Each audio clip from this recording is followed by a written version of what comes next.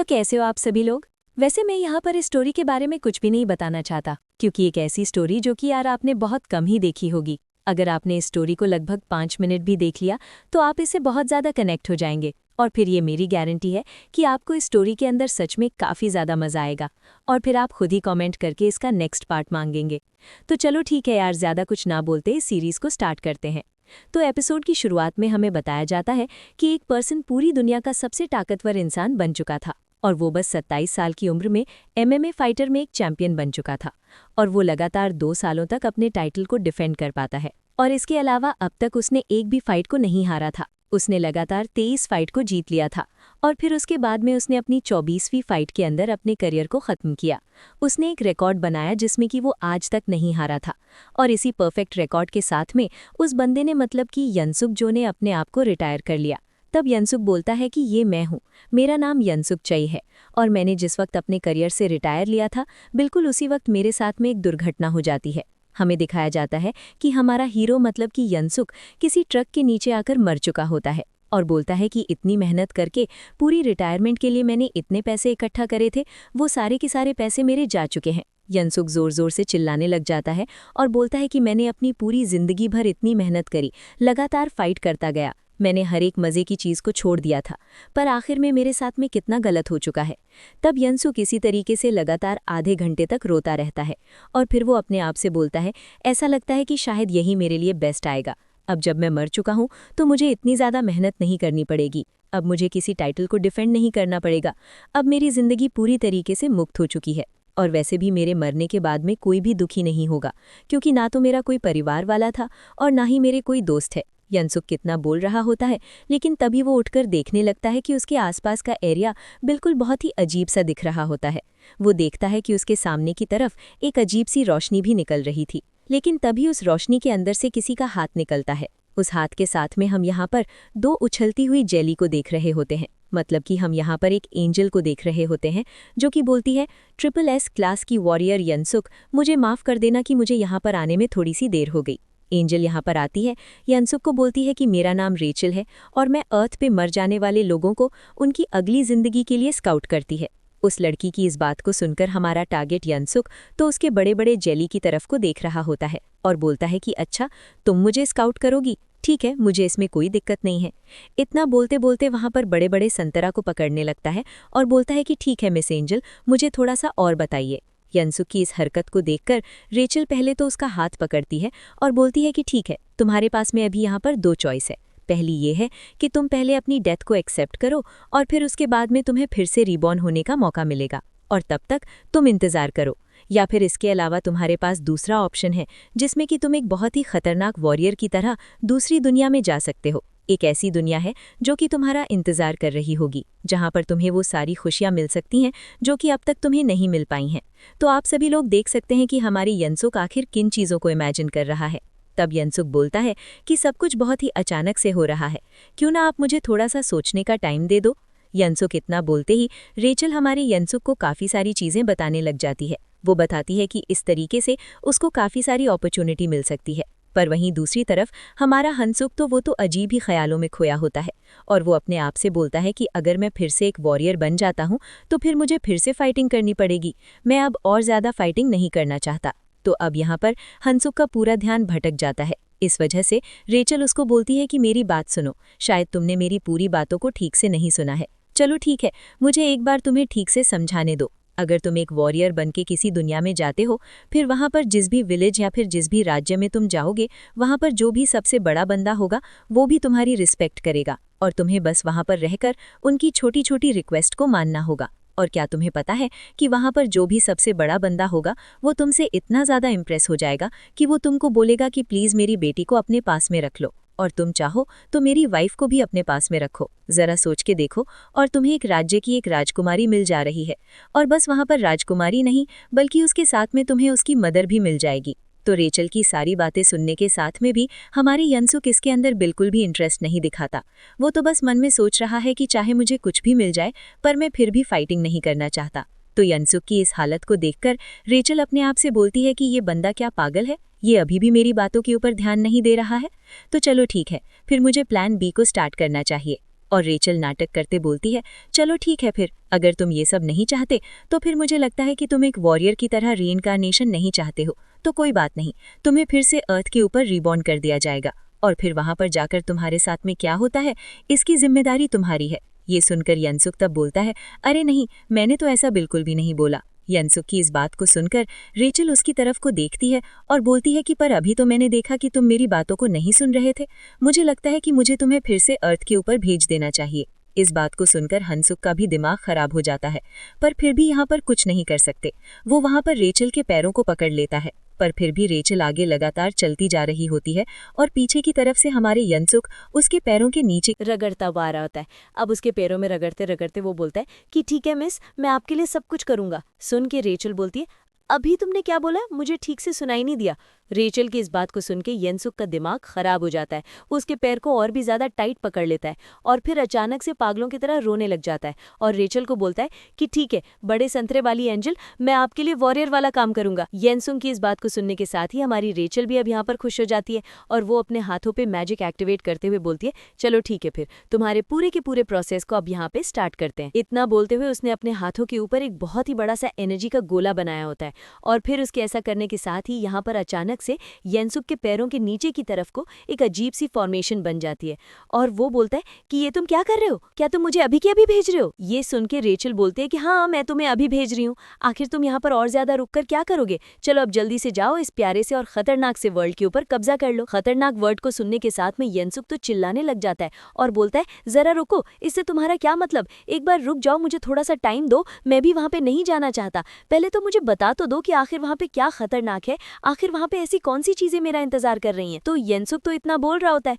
लेकिन तब तक वहां पर एक खतरनाक सी लाइट चमकती है और फिर उस लाइट के साथ ही हमें दिखाया जाता है कि यनसुक वहां से पूरी तरीके से गायब हो चुका होता है और उसके वहां से चले जाने के बाद में रेचल उसको बोलती है कि ठीक है, तुम्हारे एडवेंचर में तुम अपने मजे करना, और रेचल इतना बोलते वहां से जाने लगती है। लेकिन तभी उसको वहां पर बीप बीप की आवाज आती है, मतलब कि शायद उसको यहाँ पर कोई कॉल आ रही होती है और फिर वो कॉल को उठाते हुए बोलती है, हाँ सर, मैं समझ गई, मैंने यनसुक, जिसका नंबर 1337421 है, उसको उस वर्ल्ड में भेज दिया, अब क्या मुझे अपना बोनस मिल सकता है। वैसे यहाँ पर रेचल ने ये जितने भी नंबर बोले, इसका मतलब ये है कि हमारे यनसुक से पहले इस वर्ल्ड के अंदर 1337420 वॉरियर्स को भेजा जा चुका है, पर उनके साथ में क्या हुआ ये तो हमें वहीं पर जाकर पता चलेगा। हम देखते हैं यहाँ पर हमारा सीन चेंज होता है, हमें यहाँ पर हमारे यनसुक को दिखाया जाता है जो कि एक बहुत ही पुरानी सस्ती सी जगह पर लेटा होता है। उसको वहां पर लेटे किसी की आवाज आ रही होती है और वो बोलता है कि ऐसा लगता है कि जैसे मैं सच में किसी राजा के घर में आ चुका, पर मुझे शायद उसकी बेटी उठाने की कोशिश कर रही है। यनसुक इतना बोलता है,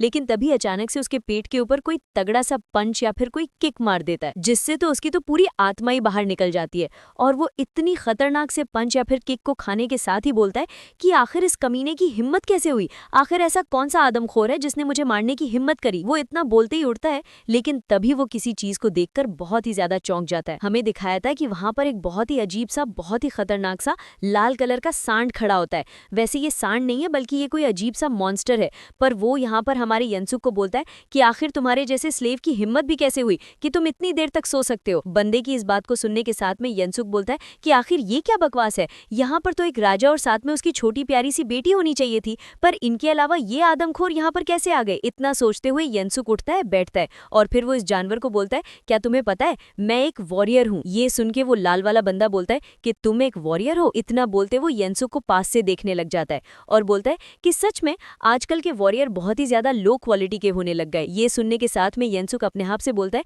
कि ये क्या बकवास, क्या यहाँ पर कुछ गलत हो रहा है। पर नहीं, ऐसे तो गलत नहीं हो सकता, मुझे ऐसा लगता है कि मुझे यहाँ पर कुछ भी किए बिना तो सब कुछ नहीं मिलने वाला है।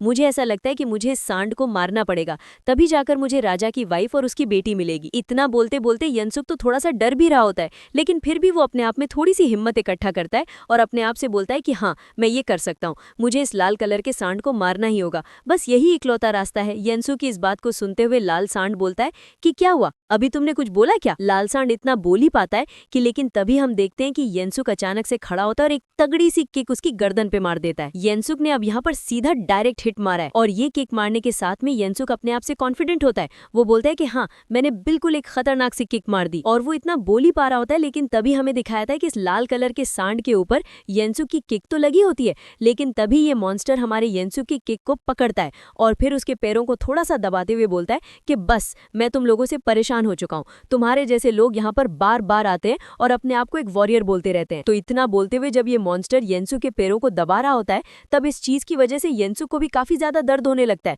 लेकिन तभी दूसरी तरफ से मॉन्स्टर एक तगड़े से पंच को तैयार करता है और बोलता है, ऐसा लगता है कि मुझे तुम्हारे दिमाग के ऊपर अपने हाथों को थोड़ा सा यूज करना चाहिए, तभी जाकर तुम्हारा मानसिक संतुलन ठीक हो सकता है। उस मॉन्स्टर के इतने तगड़े से पंच को देखने के साथ में हमारे येंसु की भी फट जाती है। उसको तो लगता है कि जैसे आज वो यहाँ पर मरने वाला है। हम देखते हैं कि उस मॉन्स्टर ने हमारे येंसु को बेहोश कर दिया था। तो अब हमें यहाँ पर कुछ समय बाद का सीन दिखाया जाता है। येंसुक अपने सेल के दरवाजे को काफी जोर से पीट रहा है और बोलता है कि जल्दी से उस लाल सांड को मेरे सामने लेके आओ, मैं उससे फाइट करना चाहता हूँ। तो उसकी सारी बातें सुनने के साथ ही कोई बंदा वहां पर आता है और उसके दरवाजे को खोलता है।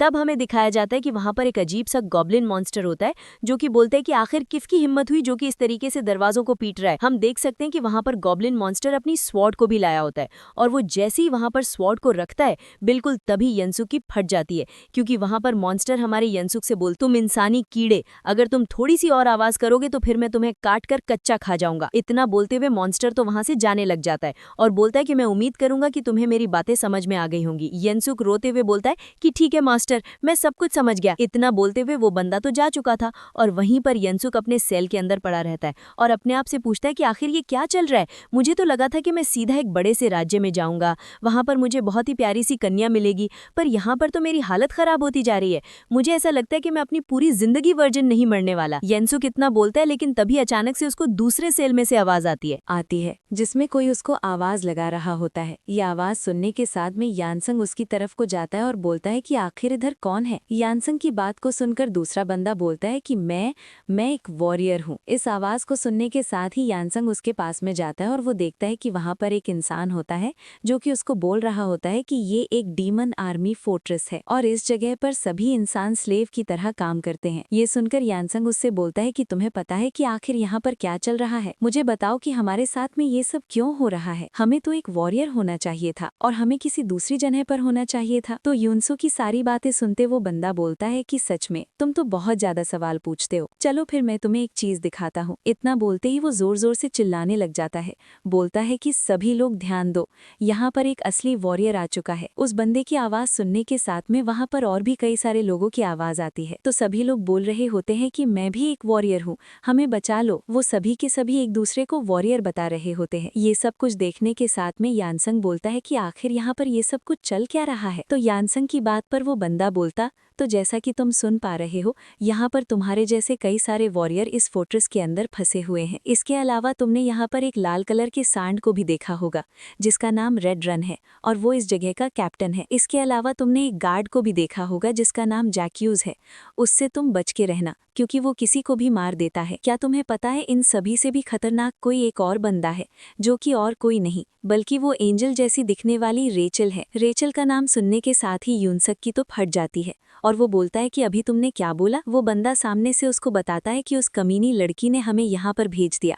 वो पहले तो बोलती कि हमारा एक्सीडेंट हुआ था और फिर वो हमें इस अजीब सी दुनिया में भेज देती है। एक्सीडेंट का सुनने के साथ में यानसंग भी अपने आप से बोलता है कि मेरा भी एक्सीडेंट हुआ था। अब यानसंग वहाँ पर उस बंदे को बोलता है, आखिर तुम यहाँ पर ये सब कुछ क्या बोल रहे हो? और इसके अलावा उस रेचल ने तो बोला था कि वो हमें किसी विलेज या फिर किसी सिटी के अंदर भेजेगी। ये सुनकर वो बंदा भी बोलता है कि हाँ, तुम ठीक बोल रहे हो, मैंने बाकी दूसरे वॉरियर्स से सुना था कि उनको यहाँ पर पकड़ कर ला गए थे और इसके अलावा जितने भी यहाँ पर वॉरियर्स हैं वो सभी के सभी बहुत ही अलग अलग लोकेशन पर यहाँ पर टेलीपोर्ट हुए थे। कुछ लोग तो विलेज के अंदर से आए थे और कुछ लोग किसी सिटी के अंदर, पर ये अजीब से डीमन इनको पकड़ पकड़ कर यहाँ पर लेकर आ गए। और सच में तुम्हारी किस्मत तो बहुत ही ज्यादा बेकार है, तुम तो सीधा यहाँ पर समन हो गए। और ये सब सुनने के साथ में यूनसुक को थोड़ा सा गुस्सा आने लग जाता है और उसका मन ऐसा हो रहा होता है जैसे वो अभी के अभी उस लड़की को मारना चाहता है। वो उस लड़की के बारे में मतलब कि रेचल के बारे में सोचने लग जाता है।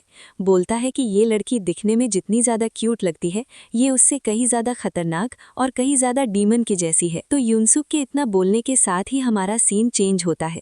हमें शायद अगले दिन का सीन दिखाया जा रहा था। यहाँ पर हम देख सकते हैं कि कई सारे इंसान यहाँ पर पहाड़ों को तोड़ते वहाँ पर काम कर रहे होते हैं और वो सभी के सभी वहाँ पर एक गाना भी गा रहे होते हैं। इनमें सभी लोगों के बीच में हम हमारे यूनसुक को भी देखते हैं जो कि वहाँ पर गाना गाते हुए बोलता है, इंसानों को मार दो, उनको हरा दो और उनके टुकड़े टुकड़े कर कर उनको खा जाओ। तो यूनसुक भी पूरी तरीके से पागल हो चुका होता है, लेकिन तभी हम वहाँ पर उसके ऊपर बैठे हुए गॉब्लिन को देखते हैं, जो कि अचानक से एक चीज़ को बचाता है और फिर उस चीज़ को बजाने के साथ ही बोलता है कि चलो ठीक है, आज का तुम्हारा दिन खत्म होता है, अब जल्दी से जल्दी सभी के सभी लोग अपने अपने चैम्बर के अंदर लौट जाओ, मतलब कि अपने अपने पिंजरे के अंदर चले जाओ। तो ये सारी बातें सुनते हुए हमारे यूनसुक वहाँ पर स्माइल तो कर रहा होता है, पर वो अंदर से बहुत ही गुस्सा होता है। तो बोलता है कि मैं इस कमीने जैक्यूस को किसी न किसी दिन मार दूंगा। तो यूनसुक इतना बोलते बोलते अपने चेंबर के अंदर लौट आता है, उसको उसके चेंबर के अंदर बंद कर दिया जाता है और फिर वहां पर आने के साथ ही वो लेट जाता है। और इसके अलावा हमें दिखाता है कि उससे पहले भी वहां पर जो इंसान था वो तो मारा जा चुका है और अब बस उसके कंकाल ही वहां पर बचे होते हैं। तब हमारा यूनसुक उठता है और बोलता है कि मुझे याद है कि उसे डेविल रेचल ने बोला था, अगर मैं किसी वॉरियर नाम की चीज के ऊपर क्लिक करूंगा तो फिर मेरे सामने एक स्टेटस विंडो अपने हाथों की तरफ को देखता है और बोलता है कि मुझे पता नहीं आखिर ये कैसे काम करता है, पर फिर भी मुझे एक बार ट्राई करना चाहिए। वो इतना सोचते हुए अपने आप से बोलता है कि चलो ठीक है, विंडो स्टेटस को ओपन करो। उसके इतना बोलने के साथ ही वहां पर गेम स्टार्ट का ऑप्शन आता है, जिसके ऊपर वो क्लिक करते हुए अपने स्टेटस को भी देख पा रहा होता है। हम देख सकते हैं कि उसके स्टेटस के अंदर उसका टाइटल और उसका नाम लिखा होता है, साथ में उसका लेवल 1 भी दिखाया जा रहा होता है। इसके अलावा उसकी जो स्ट्रेंथ है वो 28, एजिलिटी 29 है, स्टैमिना 31 और साथ में मैजिक 10 होता है। उसके अलावा उसके पास में एक एबिलिटी है जो कि पिकैक्स की होती है और वो अभी डी रैंक पर है। इन सभी चीजों को देखते यूनसंग अपने आप से बोलता है कि अच्छा, तो ये मेरा स्टेटस है और मेरा स्टैमिना सच में काफी ज्यादा अच्छा है। यानसंग इस बात को उसके बगल वाला सेल का बंदा सुन लेता है और वो बोलता है, तुमने क्या बोला, तुम्हारा स्टैमिना अभी 31 पर। ये सुनकर हमारी यूनसंग उसको अपना पूरा स्टेटस बताता है। फिर वो बंदा बोलता है कि सच में तुमने जब बोला था कि तुम अपनी पुरानी जिंदगी में एक चैंपियन थे, तब मुझे तुम्हारे ऊपर यकीन नहीं हुआ था, पर अब जब तुम्हारे स्टेटस विंडो को मैं देख रहा हूँ तो मुझे लगता है कि सच में तुम एक वॉरियर रह चुके हो। ये सुनकर यूनसंग बोलता है कि आखिर इन सब से अब क्या फर्क पड़ता है, चैंपियन होने के बाद भी मैं किसी का यहाँ पर स्लेव बन चुका हूँ। सुनकर वो बंदा बोलता है कि नहीं, तुम एक दिन देखना, तुम सच में एक असली के वॉरियर बन के दिखाओगे। ये सब कुछ सुनते हमारे यूनसंग तो उसको इग्नोर करने लग जाता है, पर अभी वो बंदा लगातार पीछे से बोले जा रहा होता है और यूनसंग अपने कानों को बंद करके बस चुपचाप वहाँ पर लेट जाता है। वहाँ पर लेट जाने के बाद में अपने आप से बोलता है, इन सभी चीजों से कोई फर्क नहीं पड़ता, क्योंकि मैं अभी भी बस एक लेवल 1 का बंदा हूँ और मैं इन डीमन के सामने तो कुछ भी नहीं कर सकता। यूनसु कितना बोलते हुए सो जाता है और फिर तभी हमें आधी रात का सीन दिखाया जा रहा होता है। हमें पता चलता है कि उसकी बगल की सेल वाला बंदा सो चुका होता है। इसी वजह से यूनसक उठता है और बोलता है कि चलो ठीक है, फिर अब मैं अपनी स्टेटस विंडो को ठीक से चेक कर सकता हूँ। तो वो वहाँ पर अपनी स्टेटस विंडो को काफी ज्यादा घूर कर देख रहा होता है और वो वहाँ पर एक चीज को नोटिस करता है। वो नोटिस करता है कि वहाँ पर बोनस पॉइंट और साथ में वॉरियर पॉइंट नाम की 2 चीजें होती हैं और वो उन चीजों को देखते बोलता है कि मैंने बाकी सभी से इसके बारे में पूछा, यहाँ पर किसी भी वॉरियर को इसके बारे में कुछ नहीं पता। आखिर ऐसा क्यों हो रहा है? आखिर किसी को भी वॉरियर पॉइंट के बारे में क्यों नहीं पता और आखिर किसी के पास में वॉरियर पॉइंट क्यों नहीं है? हमारी यूनसो कितना बोल रहा होता है कि लेकिन तभी अचानक से उसके बगल में से एक लाइट चमकने लगती है। लाइट के चमक जाने के बाद में हमें यहाँ पर 2 बड़े बड़े से जेली जैसे संतरे दिखाई जाती है। चीज को देखने के साथ ही यानसंग तो अचानक से डर जाते हैं, लेकिन तभी हम देखते हैं कि वहाँ पर किसी की एंट्री होती है जो कि बोलती है कि हेलो, मेरा नाम रेचल है और मैं तुम्हें यहाँ पर सब कुछ एक्सप्लेन करूंगी। मैं तुम्हें यहाँ पर सब कुछ बताने वाली हूँ कि आखिर ये जो वॉरियर पॉइंट है आखिर ये क्या होता है। मतलब अब ये कमीनी रेचल भी यहाँ पर आ चुकी है और वैसे आखिरी फोटो हमें कुछ ज्यादा खतरनाक लग रही है। उसकी संतरों की तरफ नजर न डालते हुए हम देखते हैं कि रेचल यहाँ पर आते ही बोलती है, तुम जिस वॉरियर पॉइंट के बारे में पूछ रहे थे, वो जो वॉरियर पॉइंट है वो सभी के वॉरियर के लिए बहुत ही ज्यादा जरूरी चीज है। तो रेचल के इतना बोलते ही हम देखते हैं कि अचानक से हमारे यूनसुक रेचल को पकड़ लेता है। उसको पकड़ने के साथ में उसको काफी खतरनाक तरीके से देखने लग जाता है और साथ में उससे बोलता है कि तुम मुझे यहाँ पर फालतू के लेक्चर देना बंद करो और इसके अलावा सबसे पहले तो तुमने मेरे साथ में जो कुछ भी किया है उसके बदले में मैं तुम्हारे साथ में काफी बुरा करने वाला हूँ। हम देखते हैं कि हमें थोड़ी देर बाद का सीन दिखाया जा रहा होता है, पर यूनसक ने रेचल को एक रस्सी से बांधा होता है और साथ में एक छोटी सी डंडी भी पकड़ी होती है। ये पूरा का पूरा सीन ऐसा लग रहा है कि जैसे हमारे यूनसुक रेचल को मछली के चारे की तरह यूज कर रहा है। रेचल को इतनी बुरी हालत में डालने के बाद ही यूनसुक उसको बोलता है, तो पनिशमेंट के तौर पर अब तुम मेरी हमेशा के लिए मैनेजर बनने वाली हो। रेचल की बातें सुनते हुए रेचल भी दूसरी तरफ से बोलती है, ठीक है, मैं आज से तुम्हारी पर्सनल फेरी बनने वाली हूँ और जब तक कि तुम डीमन किंग को नहीं हरा देते तब तक मैं तुम्हारी मदद करने वाली हूँ। डीमन किंग को मारने की बातें सुनते ही यूनसुक वहां पर सोने लग जाता है और बोलता है कि मुझे माफ करना, अब मैं वॉरियर नहीं बनना चाहता। चैल बोलती है कि आखिर तुम्हारा क्या मतलब है। यंसक दूसरी तरफ को मुड़ जाता है और बोलता है, आखिर डीमन किंग को हराने के बाद में मुझे क्या ही मिलेगा, मैं तो यहाँ पर कभी भी एक नॉर्मल लाइफ नहीं जी सकता। चैल उसे बोलती है कि तुम नहीं जानते कि तुम सबसे ज्यादा खास हो, तुम एक SSS क्लास के वॉरियर हो। यंसक बोलता है कि मुझे इन सबसे कोई भी फर्क नहीं पड़ता, मुझे लोगों की बिल्कुल भी चिंता नहीं, और मैं लोगों के लिए यहाँ पर कुछ भी नहीं करने वाला। हम देखते हैं रेचल अभी भी उसको बार बार समझा रही होती है, पर हमारा यंसक अभी भी उसको बार बार मना किया जा रहा होता है और वो बोल देता है कि बस अब मैं फाइट नहीं करना चाहता और अब बस मैं सोने जाता हूँ। यंसक की सारी बातें सुनने के साथ में रेचल तो पूरी तरीके से चौंक जाती है। वो भी मन में बोलती है कि क्या ये बंदा पागल हो चुका है, मुझे तो लगा था कि ये बंदा लड़कियों के पीछे पागल हो जाएगा और ये तो मेरी बिल्कुल भी बातें नहीं मान रहा। इसको पता है कि इसको यहाँ पर डीमन किंग को हराने के बाद में काफ़ी लड़कियां मिलेंगी, पर फिर भी ये मेरी बातों में नहीं फंस रहा। तो रेचल की इतना बोलते ही हमारा सीन चेंज होता है। हमें दिखाया जाता है कि रेचल किसी के सामने झुकी होती है और वो बोल रही होती है कि नहीं, मैं यहाँ पर यंसक की पर्सनल फेरी नहीं बनना चाहती। मैं जानती हूँ कि मैंने गलती करी, पर फिर भी उसकी पर्सनल फेरी, वो भी इस उम्र में, ऐसा तो मैं बिल्कुल नहीं कर सकती। इसके अलावा आप बोल रहे हैं कि जब तक वो डीमन किंग को नहीं हरा देता तब तक मुझे वापस नहीं आना, ऐसा बिल्कुल भी नहीं हो सकता, मुझसे नहीं होगा। रेचल की ये बातें सुनते ही सामने से कोई गॉड बोलता है कि बस अब मैंने डिसीजन ले लिया, अब मैं तुम्हें एक रिक्वेस्ट दे रहा हूँ, तुम उसकी पर्सनल फेरी बनोगी, फिर तुम्हें उसकी मदद करते हुए उसको हर एक खतरे से बचाना होगा। तो रेचल, अब तुम्हारे यहाँ से जाने का समय आ चुका है। तुम वहाँ पर डीमन फोर्ट्रेस के अंदर जाने वाली हो, जहाँ पर तुमने युनसक चो को भेज दिया।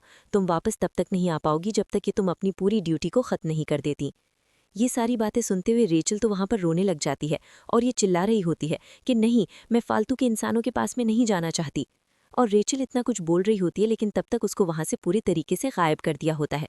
और फिर इसी के साथ में हमें पता चलता है कि रेचल किस तरीके से यहाँ पर हमारे यंसक के पास में आई होती है। यंसक भी बोलता है, इसका मतलब है कि मैं तुम्हें चाहे कोई भी ऑर्डर दूं, तुम उसको मानने वाली हो। इसका मतलब ये है कि अगर मैं यहाँ से भागने का प्लान बनाता हूँ तो तुम उसमें भी मदद करोगी। रेचल ये बात सुनते हुए बोलती है, हाँ ठीक है, मैं इसमें भी मदद करूंगी। तो रेचल इतना बोलती है, लेकिन तभी अचानक से दरवाजे पे किसी की आवाज़ आने लगती है। इस आवाज़ को सुनने के साथ ही यंसक उठ जाता है और अचानक से वहाँ पर रेचल को पकड़ते हुए उसको छुपाने की कोशिश करता है। और वहीं दूसरी तरफ को हम यहाँ पर गेट की तरफ को भी देख रहे होते हैं। वहाँ पर कुछ गॉबिन आ चुके होते हैं कि वहाँ पर आते ही बोलते हैं कि स्लेव उठ जाओ, तुम्हारे उठने का टाइम हो चुका है। क्या तुम पागल हो चुके हो? तुम यहाँ पर मुझे छुपाने की कोई ज़रूरत नहीं है, क्योंकि मैं अपने मैजिक का यूज़ करती हूँ, यहाँ पर छुपकर रह सकती हूँ। रेल के इतना बोलने के साथ ही अचानक से वहाँ पर दरवाज़ा खुल जाता है। तभी हम वहाँ पर एक गॉब्लिन को देख रहे होते हैं। इसको देखते हुए हंसंग सोच रहा होता है कि आखिर ये यहाँ पर क्या कर रहा है? ये तो मेरे आराम करने का टाइम है, तो फिर आखिर ये मुझे क्यों बुलाने आया? हम देखते हैं वो गॉब्लिन यहाँ पर हंसंग को बोलता है, जल्दी चलो, रेड रन तुमको बुला रहा है। गॉब्लिन की इतना बोलते ही हमारा सीन चेंज होता है। हम यहाँ पर रेड रन को देख रहे होते हैं। इसी के साथ में हमें पता चलता है कि यंसक उसके सामने खड़ा होता है। तो वहाँ पर रेड रन उसको बोलता है कि मैंने सुना कि तुम काफ़ी दिनों से बहुत अच्छा काम कर रहे। इसके अलावा तुम्हारे साथ में ये जो जैक्यूस है, ये भी बोलता है कि इसको तुम्हारे ऊपर राइड करने में काफ़ी मज़ा आता है और तुम काफ़ी अच्छा कर रहे हो। ये सब सुनते हुए हमारा यूनसक भी सोच रहा होता है, आखिर ये जैक्यूस मेरी मदद क्यों कर रहा है? आखिर ये मेरी तारीफ यहाँ पर क्यों कर रहा है?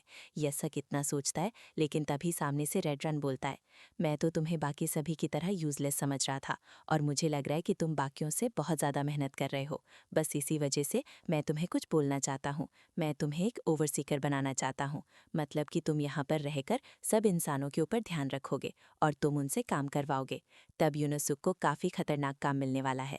तो हम देखते हैं कि रेड रन यूनसुक को बोलता है, आजकल का जो काम है वो बहुत ही ज़्यादा स्लो होने लग गया है, इसीलिए मैं सारा काम तुम्हें देना चाहता हूँ।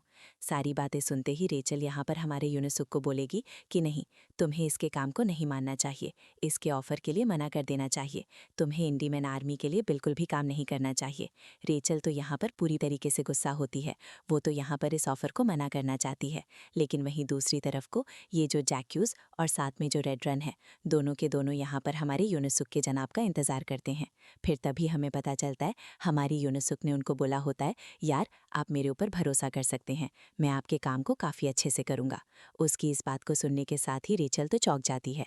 हमें दिखा दिया जाता है कि यहाँ पर अचानक से हमारे यूनुसुक ने रेड रन के सामने अपना सर झुका दिया।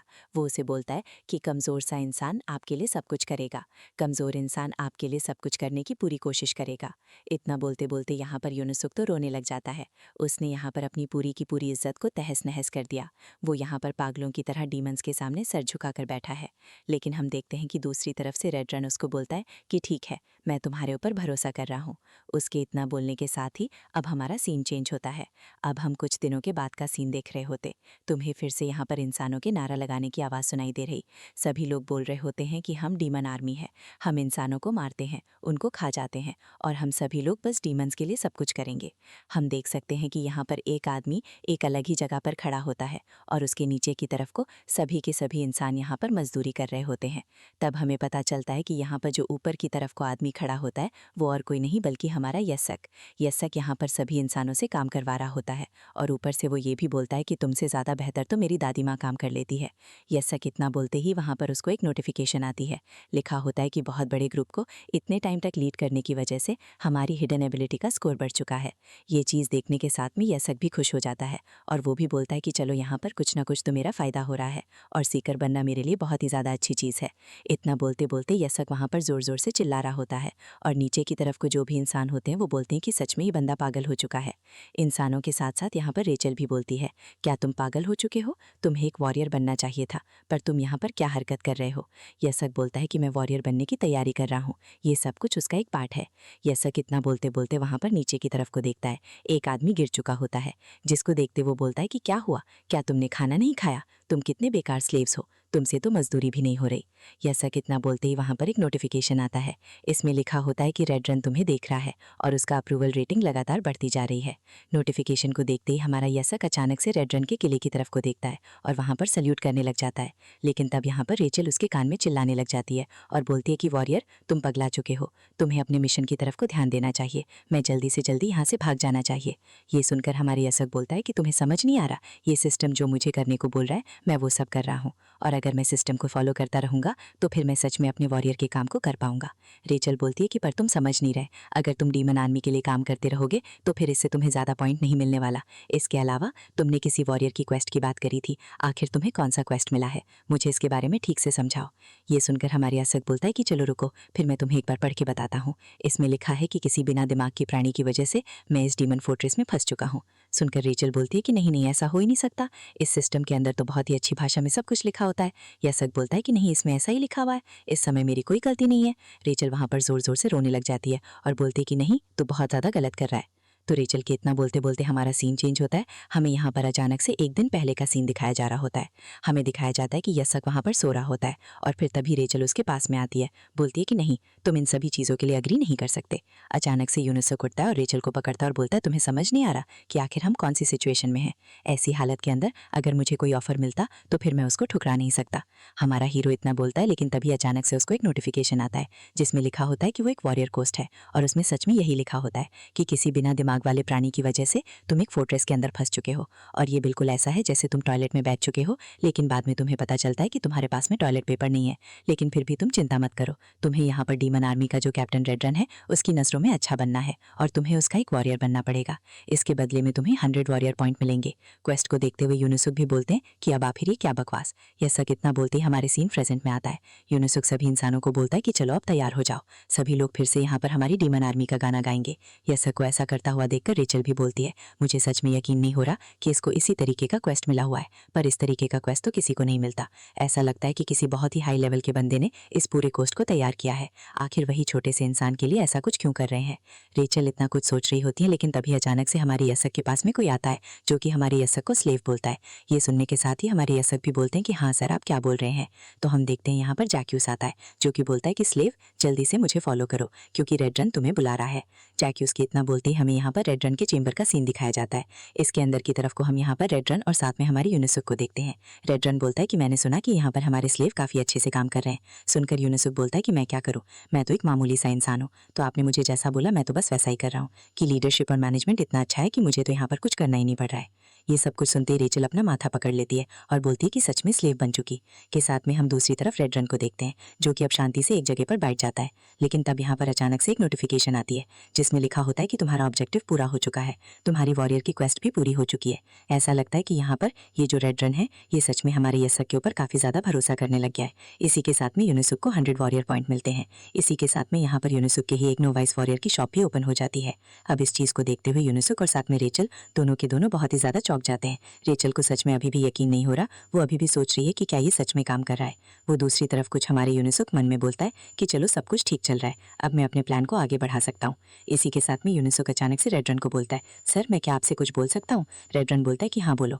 तब यूनिसुक बोलता है कि सर क्या मैं यहाँ पर सभी स्लेव्स को ट्रेनिंग दे सकता हूँ? रेड रन बोलता है कि तुम स्लेव्स को ट्रेनिंग देना चाहते हो, पर तुम ऐसा क्यों करना चाहते हो? हमारे यासक बोलता है कि सर आप एक बार इमेजिन करके देखिए, हमारे पास में एक ऐसे स्लेव्स आ सकते हैं जिनकी बॉडी बहुत ही ज़्यादा मजबूत होगी, उनकी मानसिक स्थिति भी बहुत ही ज़्यादा अच्छी हो जाएगी, उनमें से कोई भी कमज़ोर नहीं रहेगा, कोई भी लेजी नहीं होगा, और फिर हम इनसे और भी ज़्यादा अच्छे से काम करवा पाएंगे। एक बंदा लगभग 3 स्लेव्स के बराबर का काम कर पाएगा। हम एक ऐसे स्लेव्स की आर्मी खड़ी कर देंगे जो कि एक फोर्ट्रेस को भी एक हफ्ते में बना दे। ये सुनते हुए रेड रन बोलता है कि पर तुम जानते हो ना कि इंसान बहुत कमज़ोर होते हैं, वो ठीक से ट्रेनिंग नहीं कर पाएंगे। ये सुनकर हमारी असर बोल, फिर ज़रा सोचो अगर हम उनको ट्रेनिंग दे देते हैं तो फिर आपके जो कमांडर हैं वो तो बोलेंगे कि रेड रन सच में आपने काफ़ी अच्छा काम किया। तो ये सुनने के साथ ही रेड रन अचानक से बोलते हैं ठीक है तुमको परमिशन मिल गई। मतलब रेड रन से भी ऊपर सच में कोई है जिसका नाम लेते ही रेड रन बिना कुछ सोचे सीधा इसको परमिशन दे दिया। अब रेड रन की परमिशन मिल जाने के बाद ही हमारा सीन चेंज होता है।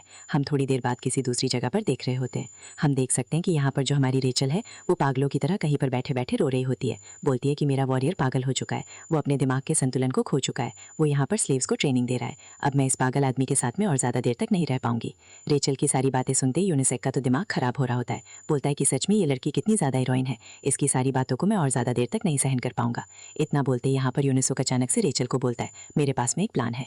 रेचल बोलती है कि नहीं, मैं तुम्हारी किसी भी बात को नहीं सुनूंगी, तुम्हारी पूरी की पूरी बातें डेविलिश बन चुकी हैं, तुम पूरी तरीके से डेविल बन चुके हो। सुनकर यसक बोलता है कि देखो तो आखिर ये कौन बोल रहा है, तुमने मुझे इस हालत में डाला है और तुम यहाँ पर बकवास कर रही हो। मतलब मेरी बात सुनो, मैं यहाँ पर ये जो स्लेव्स हैं इन सभी को ट्रेनिंग देकर यहाँ पर एक क्रांति लाने वाला हूँ। सुनकर रेचल बोलती है तुम यहाँ पर क्रांति लाओगे? आखिर तुम ऐसा क्या करने वाले हो? लोगों से पता था कि यहाँ पर लगभग 3000 स्लेव्स हैं, मतलब कि 3000 ह्यूमन स्लेव्स हैं। इसके अलावा यहाँ पर जो डीमंस हैं उनकी आर्मी लगभग 500 के बराबर है। हाँ, इसके अलावा मैंने सुना है कि यहाँ पर एक इंसानों की आर्मी भी कहीं पर भारी है। ज़रा सोचो अगर यहाँ पर हम क्रांति कर देते हैं तो फिर एक तरफ से तो हम यहाँ पर डीमन को मारेंगे और वहीं दूसरी तरफ से दूसरे इंसान भी इनको मारेंगे। ये सारी बातें सुनकर रेचल तो खुश हो जाती है, बोलती है सच में यार तुम तो कमाल के इंसान हो, अब तुम चाहो तो तुम मुझे भी अपना स्लेव बना लो। मेरा मतलब है कि रेचल ऐसा कुछ नहीं बोलती। हम देखते हैं हमारी यसक बोलता है कि अब यहाँ पर बस एक ही चीज़ बची है, हमें यहाँ पर ये जो वॉरियर पॉइंट है इसके बारे में भी जानना है कि आखिर ये क्या चीज़ है। सुनकर रेचल बोलती है ज़रा रुको, क्या तुम्हें सच में वॉरियर पॉइंट मिल चुके हैं? यसक बोलता है मैंने तुम्हें बोला तो था कि वो कोई सच में रियल था और उससे सच में मुझे वॉरियर पॉइंट मिल चुके हैं। हाँ, उसके अलावा मुझे एक शॉप भी मिली है, क्यों ना भी हम उस शॉप को चेक करें। इतना बोलते ही यसंग वहाँ पर शॉप को चेक करने लगता है। हम देख सकते हैं उसने वहाँ पर वॉरियर शॉप के बटन के ऊपर क्लिक किया होता है और उसके इस बटन पर क्लिक करने के साथ ही यहाँ पर हमारे यसंग को लगता है अब उसको सच में कोई खतरनाक सी स्किल मिलने वाली है। हम देख सकते हैं कि वहाँ पर अचानक से कुछ नोटिफिकेशन आने लगती है जिसमें कुछ स्किल्स लिखी होती हैं, जिसमें पहली स्किल होती है कि तुम अपनी सांसों को लंबे समय तक रोक सकते हो। उसके बाद में दूसरी स्किल होती है जिसमें तुम अपने पिछवाड़े को लंबे समय तक टाइट रख सकते हो, जिससे कि तुम अपनी भूख को भी रोक सकते हो। ये चीज़ देखने के साथ तो यसंग और साथ में रेचल दोनों की आंखें फटी की फटी रह जाती है और फिर यसंग और भी आगे बढ़ने लगता है और वो बोलता है कि यहाँ पर कुकिंग की, क्लीनिंग की, लॉन्ड्री की बस ये स्किल है, क्या सच में ये कोई वॉरियर की एबिलिटी है? ये सब सुनते हुए तो हमारी रेचल तो वहाँ से निकलने लग जाती है और वो उसे बोल रही थी कि अगर तुम्हें और पॉइंट मिल जाते हैं तो मुझे लगता है कि शॉप का लेवल बढ़ जाएगा, जिससे तुम्हें और भी अच्छी अच्छी स्किल मिल जाएगी। तो इतना बोलते हुए रेचल वहाँ से निकलने लगती है, लेकिन तब यहाँ पर हंसक पीछे मुड़ता है और काफ़ी गुस्से में यहाँ पर रेचल को पकड़ने लग जाता है और वहीं दूसरी तरफ से रेचल बस अपनी जान बचाकर वहाँ से भाग रही